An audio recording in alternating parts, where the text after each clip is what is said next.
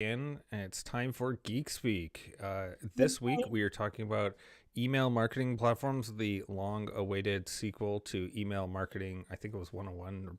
I forget the exact title, but we talked about what to do with email marketing, and now we're kind of going into how to kind of pick your platform. What are the things to consider? What are the ways to plan it out? Because you do want to plan it out a little bit before you actually jump into any platform and start sending out emails. Um, Totally. yeah, And should we introduce ourselves? yeah, I think so. So my name is Phelan Lewis. At Seymour Digital Media, where we focus on search engine marketing. I am Rena Little from Littleworks Indie Media Agency, and we are in Vancouver. All Awesome. right. So you're right. I was actually on session one. I put it in the Geek Speak, the Cyberpunk Marketing Mixer Facebook group. I put it out a few places. I put it at the bottom of it'll go also on the bottom of this, linked back on this episode once we're done. But Hmm. the topics we did cover were things like what should go in an email, what makes an email castle compliant, how to organize your list, and basically basics on how to. Or we could actually do Yeah, a whole nother topic on how to organize your list.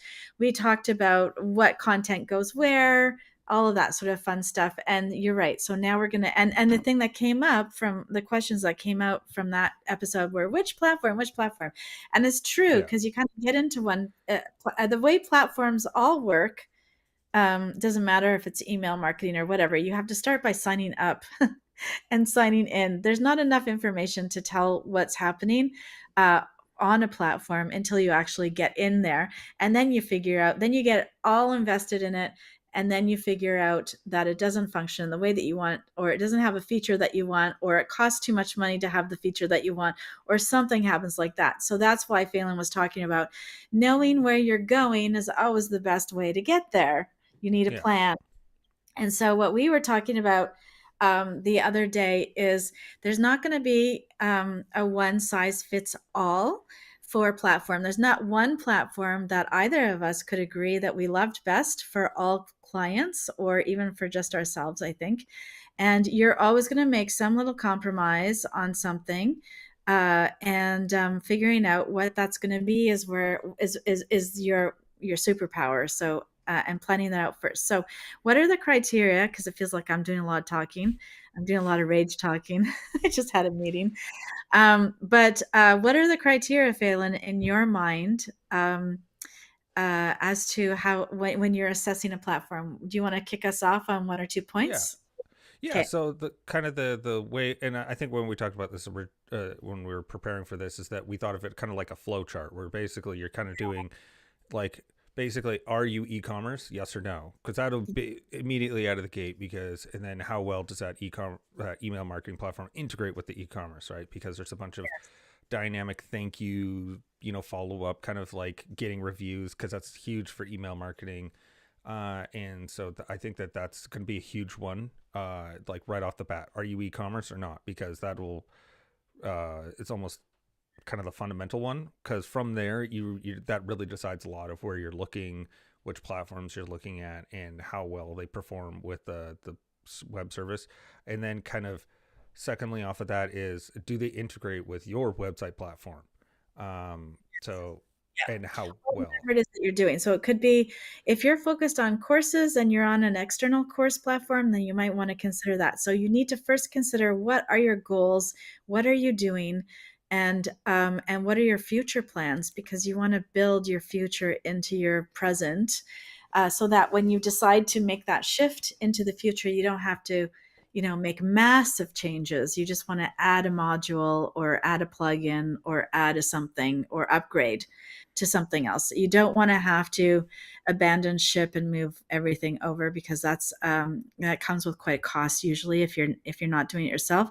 And if you are doing it with yourself, then you need to know the tech well enough to understand how to do it so that you're not creating problems and you have all of your castle compliance uh, due diligence done. So that's the thing that's really one of the most important things. Yeah, So and I would also say off of that as well, if you get to a point where you do have to move platforms, and you haven't future proofed yourself of realizing like, oh, it won't be able to scale with me. I'd say the biggest issue you're going to run into is the cost of time, right? Of rebuilding all these like systems that you've set up, and moving the actual emails isn't going to be difficult, but it's the setting up email campaigns, the automations that if they sign up, what's the email sequences. Those aren't easily migratable between systems, and so I think that you have Yeah, to really be cautious of that as well. that is correct. That is correct. Yeah, and then also you want to look at things like how long has your platform been around? How fully developed is it? Does it have a good backing? Is the team behind it going to stick around, or is this going to be sunsetted or bought out by somebody else? That's also really important to think about um, Mm-hmm. if you're really getting into it. But the more important things are what are you doing right now that needs integrating or organizing. So usually there are three different kinds of campaigns that you would be running. You would be running maybe a newsletter, an e-blast, that's sort of one-off things to let people know about promos, specials, new features, all that sort of stuff.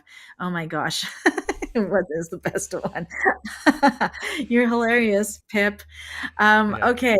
And then go see scroll back when you get a chance and okay. So the first thing is that sort of e-blast slash newsletter send. That's usually where people are starting in their business anyway. So they pretty much usually have that organized. And when you're thinking about those things, you're thinking about how many people can I have on my list for free? How much does it cost for me to add list members? Are they counting just the people that are subscribed and receiving the email? Are they counting the all the contacts that are unsubscribed that have unsubscribed over the time? So that's one of the things, and that was one of the big exoduses off of MailChimp. In fact, was they used to not charge you for your unsubscribed contacts.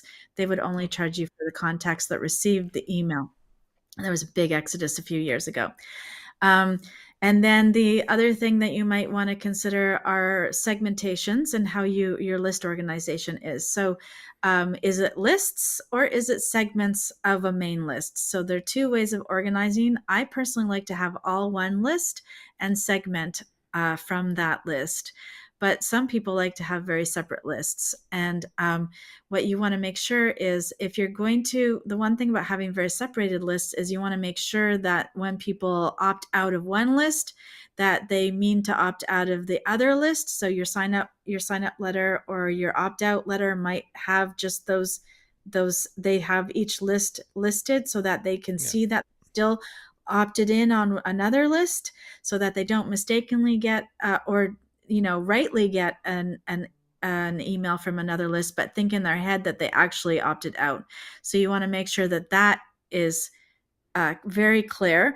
Or I know Constant Contact, if you opt out of one list, you opt out of the whole thing. Um, uh, which actually sounds weird now that I say it out loud, but that's what the support told me.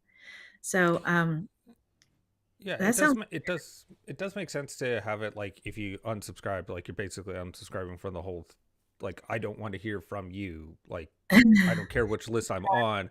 But generally if someone's doing that, they kind of mean like the whole thing, not like, oh, I don't want to hear about this specific sometimes. list. I want in Sometimes.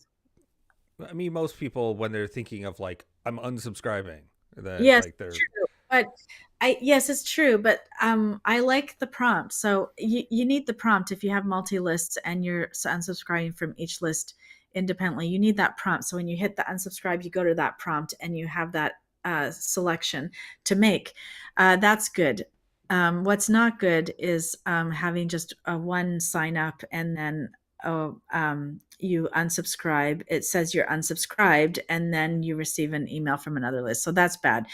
Um, okay, so that's one consideration. And then, so that's the list. Then, when you want to get a little bit more fancy, you have other kinds of campaigns. So you would have maybe a drip campaign for leads that don't buy on the first go. So you might have Mhm. done an opt-in offer, so like a downloadable or a contest or any of those kinds of list building techniques that are out there. They might opt in to get that one thing, that contest entry or that downloadable or whatever it is, and um, and then if they don't opt out right away, like I do, then you might want to send them through a series of info emails that will prompt them to do business with you in a different way or join you on a different list. So that's always possible. So you want to know the things that you want to know about your platform for those. Again, is there a limit to how many sends I have? Is there a limit to how many opt-ins, campaigns I can run on my platform? Is there a limit to how many um, um, messages that are on that sequence? Like, do you get 3? Do you get 6? Can you do as many as you like? Um, all of those things. And then the trigger, like what triggers it? So is it first day, 3 days later, 5 days after the first one, that type of thing? Or is it done by date? Or is it done by action? So those are important. So an action one would be more if you have a product, or if you're signing up for something, um, like um, like a course, that type of thing. Yeah. You can sometimes, and the course is sold on your website. You can actually organize your automation on some platforms according to the date that the sale was made. Yeah. Um, I'd say also building off of that is making sure, going back to the trial thing, that how they build these automations and workflows is something that you can easily understand. Like it's not like super complex. There's certain yeah, ones where, um, I'm forgetting the big one. Starts with an I. I just hate it so much that I just blotted out from my brain. But it was like one of the and it was, yeah, one of the enterprise ones that like you needed to hire someone, like setting up Salesforce. Infusionsoft. Yeah, that's it. Yeah, and Do I get a prize?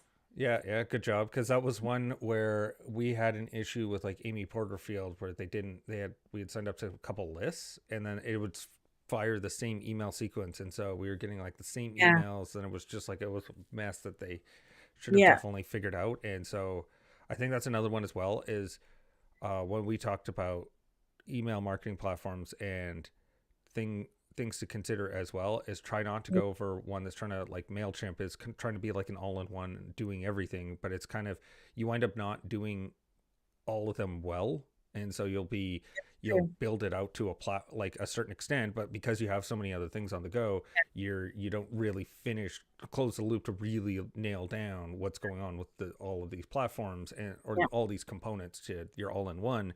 And so it kind of feels incomplete, or hits a limitation that it's like, well, why didn't you fix this? Like, Or it gets expensive. Here's the other thing that just recently happened to me. So, they also bundle these things into um, buckets that might not work for your business. mm, So, for example, if you're using a store, an e-commerce store, to sell a course, and not the course section of their platform to sell the courses, because you're not running the courses online, which happens. It's yeah, actually quite common. Then you might need to buy you might be buying the email automation for your product, but then you can only organize the automation in it only triggers from the actual purchase. So if your course has a date and you need to send the reminder email 2 days before that date, that's going backwards. The only way you can do it is when they buy it, you can set up an email 10 days after they buy it. But if people buy like 2 months in advance and then they buy 2 days in advance, then that email is not going to work. That automation is not going to work for all of them. So then there's more manual stuff involved because you haven't got the package that you're supposed to have. So you either are forced to buy a second package that you're not working. So you use one piece of this package and one piece of that package, and then the cost goes up. yeah, So, hacking your website, Squarespace, I think, is the worst for it. So people will get onto Squarespace and they'll choose the thing that suits them because it's the cheapest.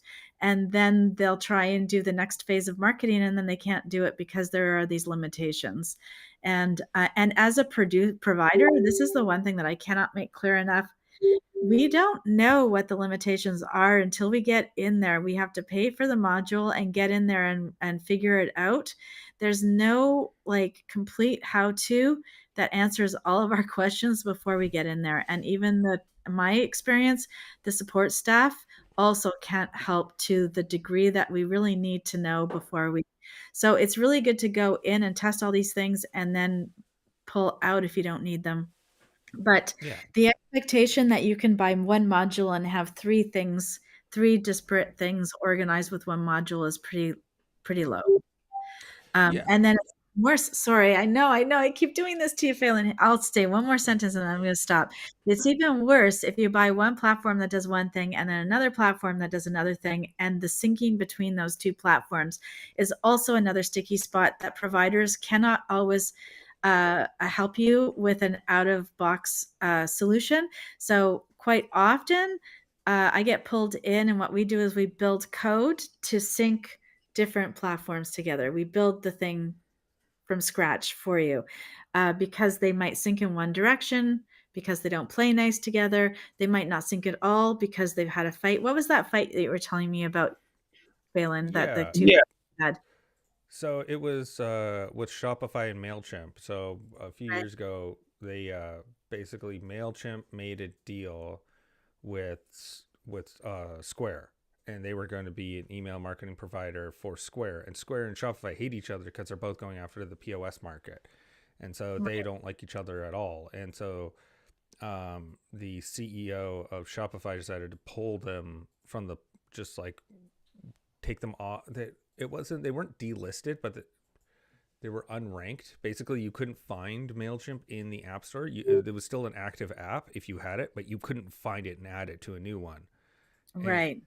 and so they got in a huge argument about this, and they just pulled it off the platform, which is left a big wake because Mailchimp was actually fairly deeply integrated with Shopify to do all Uh, these like Bummer.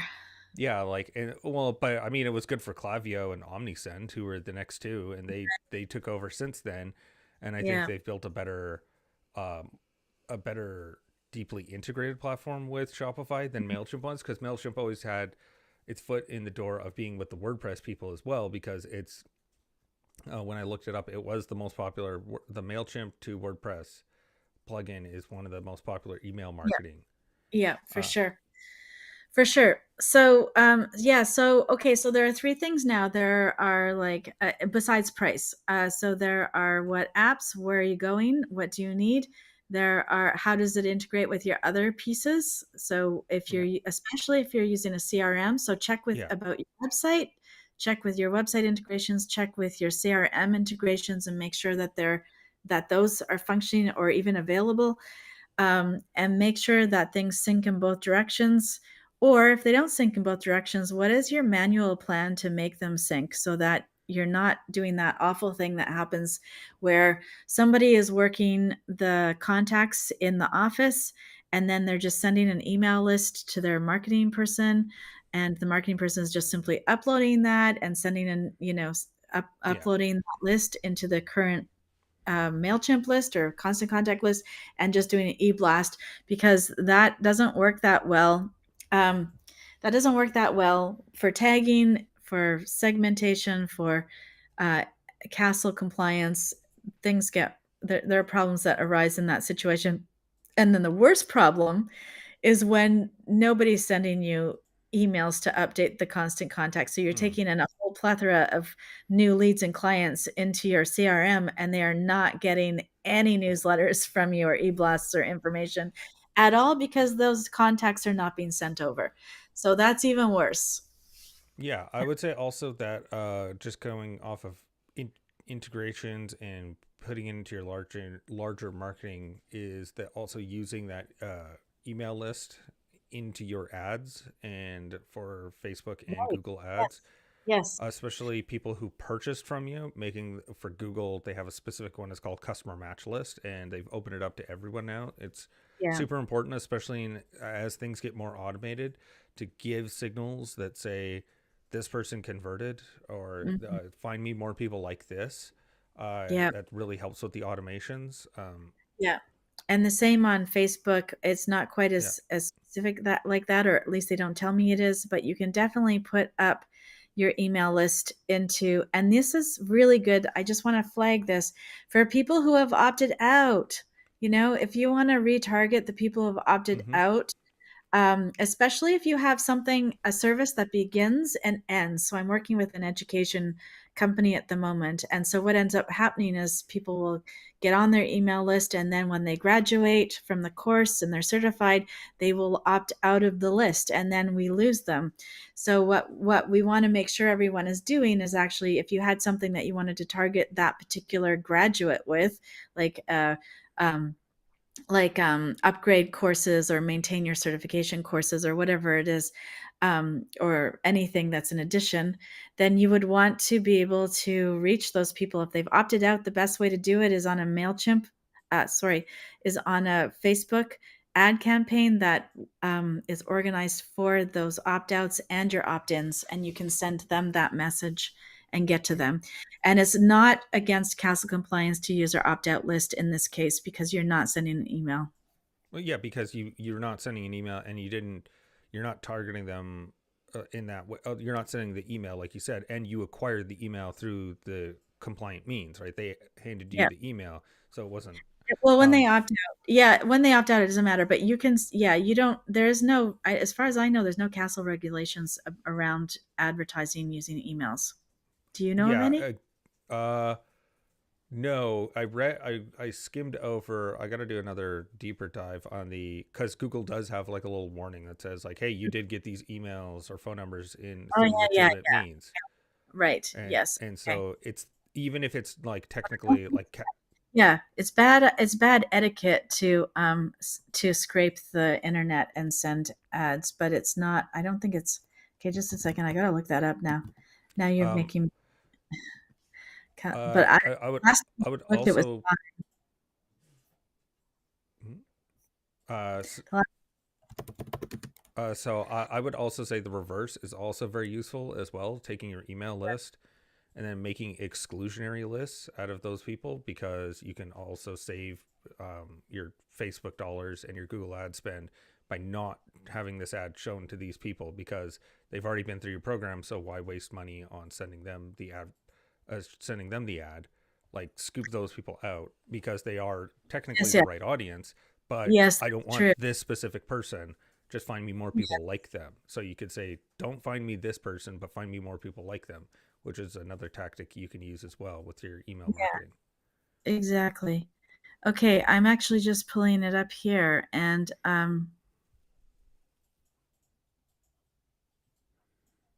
And bated breath. yeah, it's not actually totally clear. Actually, they've adjusted this since the last time I looked, so I will get back to you on that. Let's just say that. Yeah. So, Um, okay. but definitely make it compliant with the platform's regulations as well. Like the, yeah, but generally just don't scrape emails and you should be fine, provided that you're not being malicious with it, then yeah, you should be okay. Oh, here we go. Oh, did we find the, No, that's just regular social posts, which uh, is hilarious because how can you? Uh, yes, I know that social media was first organized because when you send messages on LinkedIn, it goes into people's inboxes, and same with messages on Messenger, they go yeah. into people's inboxes. But it really depends on how people have their Facebook accounts organized as to what notifications they actually get through regular means. But they definitely don't get ads sent to your inbox. There would be no notification for that. So I'm pretty sure it's okay. Yeah. Though Gmail technically does have, you can do ads to Gmail. So I wonder if how that regulation would go. Oh, I guess it, interesting.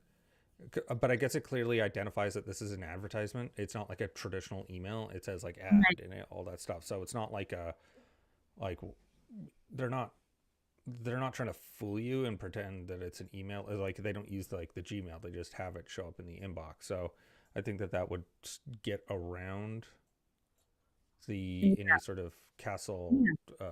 policies that you would have to worry about. I'm I'm sure that the Google and Facebook ads people are being as compliant as they need to be with these regulations because they're yeah, they're motivated not to upset it too much. Okay, great. Yes. All right. So I'm going to check with my lawyer and get back to you. That's what I'm going to do. Cool. Yeah. Um, Um, okay, because they are always updating council legislation anyways to keep up with technology. So things do change. It's absolutely true. yeah, yeah, for sure. And yeah, but I'm confident that as long as you get it through, I'm yeah, I'd be 90% sure that like as long as you got the email through legitimate means, that you would be able to use it for advertising purposes because people had opted in for that part. And as long as you're not sending emails to those people after they unsubscribe, I don't. You should be able to use it in this means. Yeah. Um, yeah. Okay. So, all right. So we've covered platforms, syncing lists. All right. So we probably just want to do like a little overview of some of the top um, platforms that we know about. We just have a few more minutes left. So I guess for e-commerce, what are your go-to ones, Phelan? Uh, I like using MailerLite, Klaviyo. Those have been pretty useful for Mhm. us that are do a lot of like pretty well integrated with Shopify. So I like Yeah. them. I know that MailerLite has a pretty good integration with WordPress as well. So if you wanted to do WooCommerce, it's a pretty Hmm. good one for that. And it's got a pretty generous free tier, which I like for getting started and kind of learning how to do email marketing. Oh, that's For good. I didn't know that. Okay, yeah, so I really just used Mailchimp with WooCommerce and also Klaviyo with Shopify, and mm, I liked both. I don't really find that there's that much difference between platforms. I feel like yeah, for me, my clients, it really just comes down to budget, yeah, and what I do like about Mailchimp because they kind of really got they were the bad guy for a while there because there were so many free accounts, right? And then yeah, they just needed to reel that in. But what I like about them is that you can pause your account. So if you do like a few months of really good marketing and then you get overwhelmed and you just can't do it for whatever reason, you don't have to keep paying that monthly payment once you get above the 2000. I think is it 1200 or 2000. I forgot what the number of free contacts is.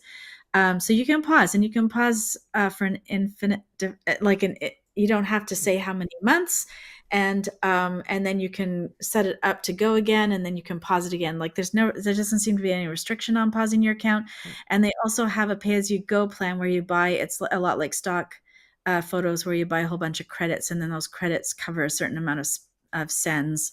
So there's a little okay, yeah, flexibility yeah, now in their pricing. I guess they realized they must have lost a lot of people when the free ones went away. But I guess you don't really want a lot of free ones hanging on and never growing their business or never growing their contact list to get to that place. Your free stuff should be really a conversion spot, not a hang on spot. yeah. Yeah, yeah, I agree with that. I mean, you do. It's good to have like a little bit of a free tier. I think that that's always a Mhm. good way to go to get people's feet wet and learn how to use the Yeah, platform before you start yeah, charging them. yeah. Um, and but yeah, so going back there, so we also you mentioned Constant Contact, Active Campaign, Campaign Mhm. Monitor is another one I've heard of. I've used Active Campaign and Constant Contact. I haven't done Campaign Monitor. Yeah, they're Um, really all the same. yeah, and They've then even changed, sorry, they've even changed to be more like Facebook in providing a really good sort of drag and drop editor system. So you don't really need to have um, any coding, or you don't go through and get somebody to code you a template like you used to in Constant Contact, for example. All of that's gone, and you can easily manage your own space if you want to. yeah, and then if you want to bounce up, and you have like you have these really complicated emails, just like campaigns that you're going to be launching that go into like big product launches and stuff like that. There's like Entreport and Fusionsoft, but you basically need Yeah, to hire someone yeah, of one sure. client on Entreport, and it's absolutely a nightmare to like just to behold everything that goes on with it. Yeah, so usually CRMs come with representatives. When you sign up for a CRM, that's a decent one. They come with a representative that helps you set things up and get things going. It is good to have a marketing person on there, and they work through. It's like a referral based payment. So the person that reps you will get a kickback on whatever you're paying on your monthly fees. And so generally they're pretty good, and they're really super knowledgeable about the tech stuff.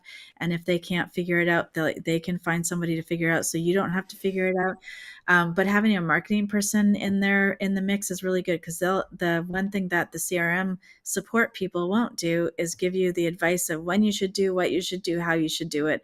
They'll just tell you the technical ways of how to do it. um, Yeah, yeah.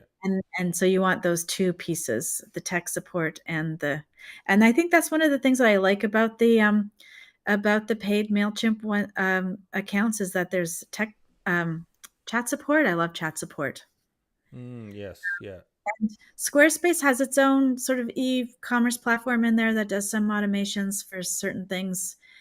It seems pretty good if you actually set your site up correctly to be organizing your products and your offerings according to their rigid structures. So if you have Yeah. an online course, then use the online course section and use the Squarespace marketing that goes with that, the automations that go with that. That's really great.